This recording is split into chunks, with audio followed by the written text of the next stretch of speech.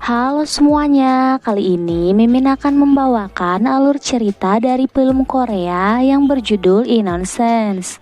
Film ini dirilis pada tahun 2020 dan disutradarai oleh Park Sang-hyun. Film ini mengisahkan seorang pengacara wanita yang bernama Jong-in yang berjuang mencari keadilan untuk ibunya yang menderita demensia atau hilang ingatan karena ibunya dituduh melakukan pembunuhan. Sang ibu pun bahkan tidak mengenali Jong-in sebagai putrinya sendiri. Namun, Jong-in tidak pantang menyerah hingga akhirnya dapat mengungkap kebenaran sebuah rahasia di sebuah desa kecil tempat ibunya tinggal.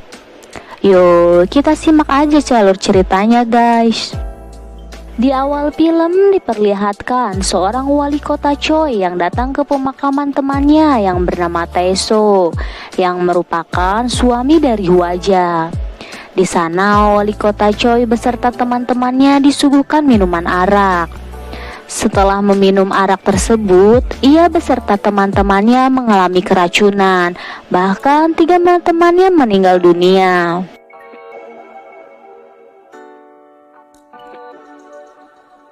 Di sisi lain, seorang pengacara profesional dan sukses yang bernama Jong-in, ia melihat sebuah berita di televisi bahwa ibunya yang bernama Hwaja yang ditangkap polisi atas kasus yang meracuni wali kota dan beberapa orang lainnya, hingga ada yang tewas. Sehingga ibunya ditetapkan sebagai tersangka atas kasus pembunuhan tersebut. Jong-in pun khawatir, ia langsung menemui ibunya yang ada di penjara. Di dalam mobil, Jong-in mengingat kejadian dahulu saat masih tinggal bersama kedua orang tuanya. Jong-in mengalami kekerasan yang dilakukan oleh ayahnya sendiri, di mana ia tidak diizinkan untuk bersekolah di Seoul untuk mengejar cita-citanya dengan alasan ekonomi yang tidak cukup. Hingga akhirnya Jong-in memutuskan untuk kabur dari rumah. Sesampainya di penjara, ia mengetahui bahwa sang ibu mengidap penyakit demensia akut atau hilang ingatan. Akibat ia sering menerima pukulan keras di kepalanya yang dilakukan oleh ayahnya Jong-in.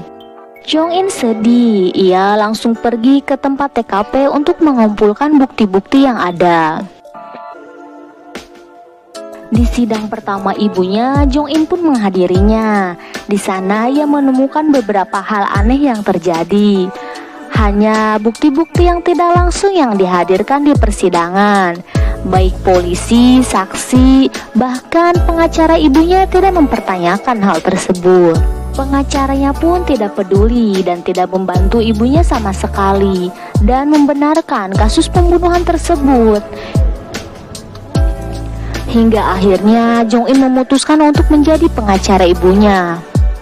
Di keesokan harinya, Jong-in memulai investigasinya dengan mencari bukti dan informasi melalui keluarga korban dan tetangga terdekatnya.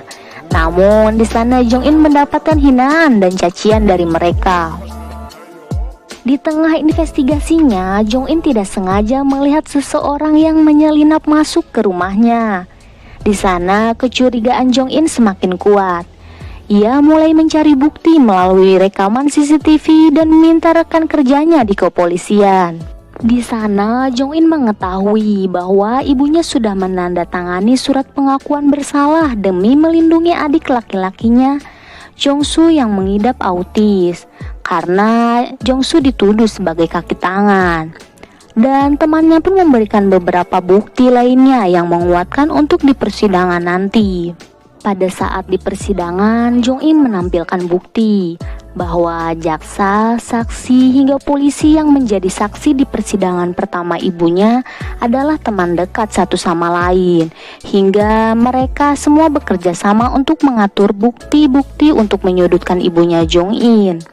Dengan bukti tersebut, ibunya mendapatkan kelonggaran sehingga mendapatkan perawatan untuk penyakit demensianya.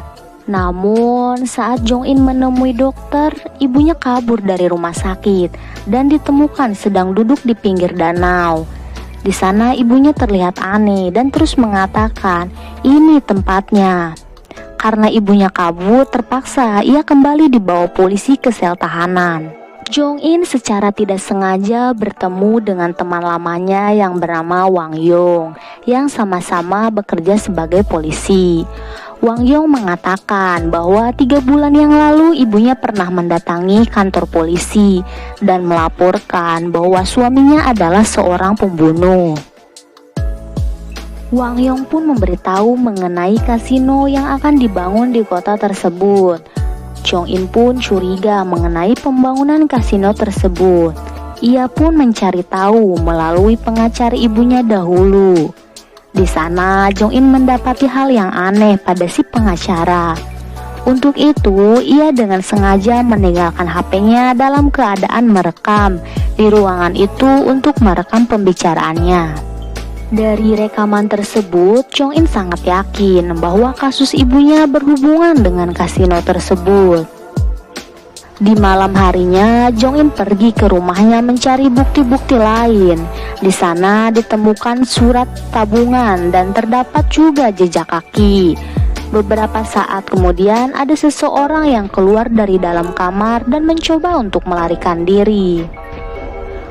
Jong-in pun mencoba untuk menangkapnya, namun sayang sekali ia gagal. Jong-in pun meminta Wang Yong untuk mencari orang tersebut, dan ditemukannya beberapa bukti-bukti lainnya untuk menangkap orang tersebut. Beberapa hari kemudian, sidang ketiga pun dimulai. Di persidangan tersebut, jaksa menampilkan bukti bahwa ibunya Jong-in membeli banyak arak beras sebelum pembunuhan untuk membunuh para korban. Jaksa itu pun sudah mempersiapkan semuanya sebelum ayahnya meninggal. Di sana, Jong-in membantah dan mengatakan bahwa ibunya membeli arak beras untuk ayahnya karena ayahnya sangat menyukai arak beras. Di persidangan selanjutnya, jaksa meminta adiknya Jong-in yang bernama Jong-su untuk menjadi saksi di persidangan untuk menyudutkan ibunya. Di persidangan tersebut, jaksa memperlihatkan rekaman CCTV bahwa Jong-in lah yang menuangkan arak tersebut. Bukti tersebut dipakai jaksa untuk menekan mental Jong-su sehingga Jong-su tertekan dan terus memanggil nama ibunya. Sang ibu pun khawatir dan dengan terpaksa ibunya membuat pengakuan palsu bahwa ialah yang menuangkan arak tersebut. Akibatnya sang ibu pun pingsan dan dilarikan ke rumah sakit. Sementara sang adik yakni Jong-su dibawa secara paksa ke penjara untuk menakuti Jong-in agar ia menyerah dalam kasus tersebut. Namun, hal tersebut membuat Jong-in kembali bersemangat untuk membuktikan bahwa ibunya dan adiknya tidak bersalah. Keesokan harinya, Jong-in mendapatkan telepon dari Wang Yong bahwa ia telah menangkap pria yang menyusup ke rumahnya. Namun, pria tersebut tidak mengakui perbuatannya dan meminta seorang pengacara. Tak selang lama, jaksa Sing datang dengan beberapa anggotanya untuk membebaskan pria tersebut. Jong-in pun tidak tinggal diam. Di sana, ia membagi tugas dengan Wang Yong mengikuti pria itu, sedangkan Jong-in mengikuti mobil yang mengantar si pria tersebut. Saat Jong-in membuka mobil, ia mendapati sebuah peta kepemilikan tanah yang dipakai untuk kasino. Di sana, Jong-in mencari informasi lebih lanjut dari peta tersebut. Jong-in pun kembali ke rumahnya. Di sana, ia tidak sengaja menemukan kepingan foto pernikahan ibunya dahulu dan sebuah handphone yang telah rusak. Jong-in pun mencoba pergi memperbaiki handphone tersebut ke servis elektronik. Setelahnya, Jong-in menemui korban keracunan yang merupakan teman dari wali kota Choi dan ayahnya. Di sana, Jong-in menanyakan siapa In Chon-woo, laki-laki yang bersanding dengan ibunya di foto pernikahan. Teman ayahnya pun menceritakan semuanya. In Chon-woo dahulu adalah anak dari bos pertambangan di mana tempat mereka bekerja. Ia berteman dengan ayahnya Jong In, wali kota Choi, dan kelompoknya yang menjadi korban. Namun karena In Chon Woo akan menjadi pewaris tambang tersebut hingga membuat mereka iri, sehingga mereka mencoba untuk membunuh In Chon Woo dengan cara menenggelamkannya ke danau. Kemudian ayahnya Jong In yakni Tae-so diangkat menjadi direktur di pertambangan tersebut dan menikahi ibunya Jong In. Saat kemudian Jong In dikabari oleh Wang Yong bahwa laki-laki yang telah menyusup ke rumahnya telah ditangkap.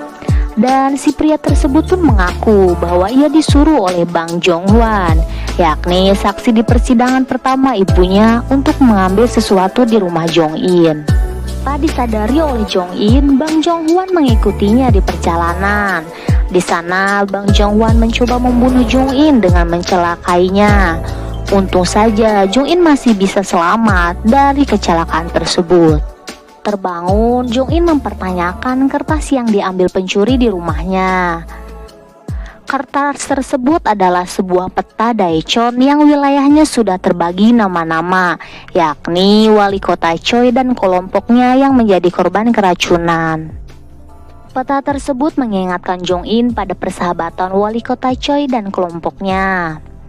Ia pun pergi ke kantor pemerintahan untuk meminta salinan properti nama yang tertera di kertas tersebut. Setelah mendapatkannya, ia pun membawa tim forensik ke rumahnya untuk mencari barang yang dapat dijadikan bukti. Di persidangan kelima, Jong In mendatangkan pamannya sebagai saksi. Di sana pamannya mengatakan bahwa dahulu ayahnya Jong In, yakni Tae-so, saat menjadi direktur pertambangan ditipu oleh seorang geologis agar membeli gunung yang terdapat emasnya, dan uang yang dipakainya adalah uang sumbangan dari warga Daecheon. Karena merasa ditipu, Tae-so pun mencoba ke dunia politik. Namun ia dikhianati oleh teman-temannya sendiri, sehingga wali kota Choi lah yang maju menjadi wali kota. Setelah kejadian tersebut, Tae-so pun mengancam teman-temannya bahwa mereka akan dibunuh dengan menggunakan pestisida. Karena pernyataan tersebut, Jong In meminta hakim untuk menghadirkan wali kota Choi di persidangan. Di sidang selanjutnya, wali kota Choi hadir di persidangan sebagai saksi. Jong In mengatakan bahwa istrinya mentransfer 30 juta won dan 10 juta won ke rekening ayahnya Tae-so. Karena diancam, ayahnya yang mengetahui wali kota Choi memukuli anggota dewan untuk mencalonkan diri menjadi gubernur. Di sana, wali kota Choi jelas membantah tuduhan tersebut dan mengatakan semua itu untuk transfer jantung ayahnya. Jong In pun menyinggung mengenai kasino yang membuat wali kota Choi marah. Saksi lain pun hadir, yakni pencuri di rumahnya Jong In menjadi saksi. Di sana ia mengatakan bahwa ia disuruh oleh wali kota Choi untuk mencuri sertifikat tanah milik ayahnya Jong In yang berada di rumahnya. Dan hal tersebut membuat jengkel jaksa penuntut yang bersekongkol dengan wali kota Choi. Karena tidak ada bukti yang akurat, adiknya Jong In pun dibebaskan. Scene berganti pada saat Jong In membuka handphone ibunya yang sudah diperbaiki. Di sana ia melihat video bahwa ayahnya makin parah penyakitnya dan meninggal akibat perbuatan dari ibunya Jong In dengan meracuni makanannya. Sana ibunya mengetahui bahwa Tae-so, wali kota Choi, dan teman-temannya yang telah membunuh Im Chon Woo atau suami pertamanya. Yang paling mengejutkannya lagi bahwa memang benar ibunya lah yang meracuni wali kota Choi beserta kelompoknya saat menghadiri pemakaman Tae-so. Jong In yang mendengarnya pun tak percaya. Kemudian sang ibu mengatakan bahwa kematian Im Chon Woo, yakni suami pertamanya, ia hampir depresi dan mencoba untuk bunuh diri. Namun Tae-so mencoba menghentikannya dan mengatakan ia harus tetap hidup demi bayi dari Im Chon Woo yang ada di kandungannya, yakni Jong In.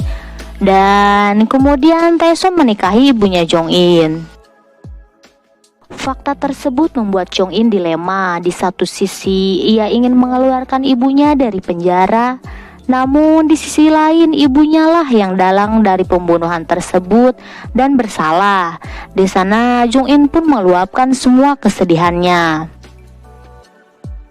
Hari pun telah berlalu dan persidangan selanjutnya pun dimulai. Di persidangan, Jong-in menampilkan peta wilayah milik ayahnya yang dicuri karena suruhan wali kota Choi.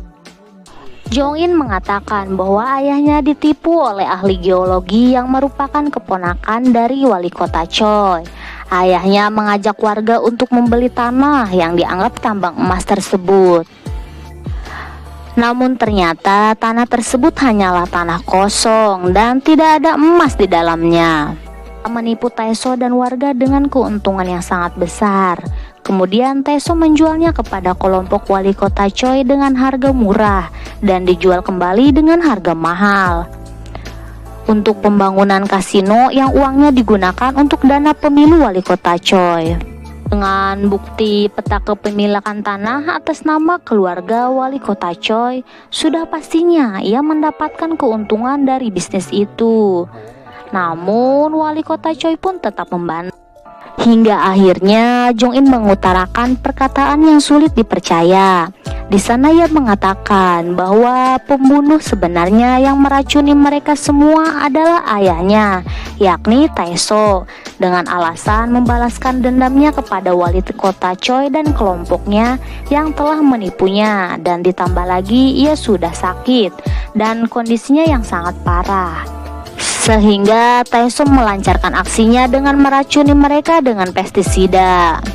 Dan Jong-in pun memberikan hasil forensik ayahnya, di mana pakaian ayahnya terdapat bahan pestisida seperti korban. Keesokan harinya, Bang Jong-hwan ditangkap dan kantor wali kota Choi pun diperiksa oleh kepolisian. Sidang terakhir pun tiba. Jong-in menyuruh adiknya bersaksi agar memberatkan ayahnya. Dan ia pun mengatakan bahwa ia disuruh ayahnya untuk memberikan arak tersebut kepada wali kota Choi sesudah ia meninggal. Ditambah keadaan demensia ibunya Jong-in yang semakin parah, dan hakim pun memutuskan bahwa ibunya tidak bersalah karena bukti yang ditujukan pada ibunya bukanlah bukti langsung. Dan mengenai masalah Taeso akan dikonfirmasi kembali di sidang selanjutnya.